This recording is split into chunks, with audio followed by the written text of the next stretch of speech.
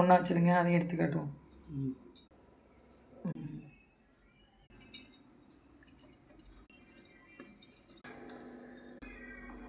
அஸ்ஸலாமு அலைக்கும். எனக்கு இஃப்தாருக்கு வந்து காலிஃப்ளவர் பஜ்ஜி செய்ய போகிறேன். அப்புறம் வந்து முட்டை பஜ்ஜியும் செய்ய போகிறேன். அதுக்கு 2 முட்டையை அவிச்சிட்டு கட் பண்ணி வச்சுருக்கேன். காலிஃப்ளவர் வந்து தண்ணியில் வந்து உப்பை போட்டு வேக வச்சுட்டு லைட்டாக போட்டு எடுத்துகிட்டு வச்சுருக்கேன். இது கடலை மாவு, அரிசி மாவு எல்லாமே அப்படி மிக்ஸ் பண்ணி கலந்து வச்சுருக்கேன். ஸ்டவ் ஆன் பண்ணி ஆயில் சூடாகிடுச்சு, ஆயில் ஊற்றி வச்சுருக்கேன். இப்போ நம்ம ஒன்று ஒன்றா போட்டு எடுத்துக்கலாம்.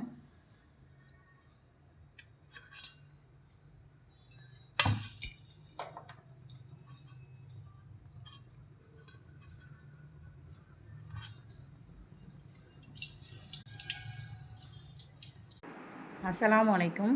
எல்லோரும் எப்படி இருக்கீங்க? அல்ஹம்துலில்லாஹ் நாங்கள் ரொம்ப நல்லாயிருக்கோம். இன்றைக்கி இஃப்தாருக்கு என்ன செஞ்சேன்னு பார்த்தீங்கன்னா, காலிஃப்ளவரில் பஜ்ஜி போட்டிருக்காங்க. அதுக்கப்புறம் முட்டை பஜ்ஜி வேறு போட்டிருக்கேன்.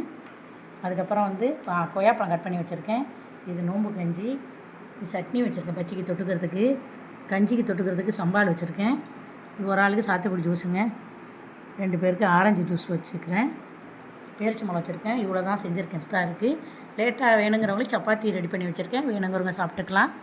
சிம்பிளாக செஞ்சுருக்கேன் இஃப்தாருக்கு. நீங்களும் நம்ம ஃபேமிலிக்கான துவா செய்யுங்க. நானும் எல்லாேருக்கும் துவா செய்கிறேன். இந்த வீடியோ பிடிச்சிருந்தா லைக் பண்ணி, ஷேர் பண்ணி சப்போர்ட்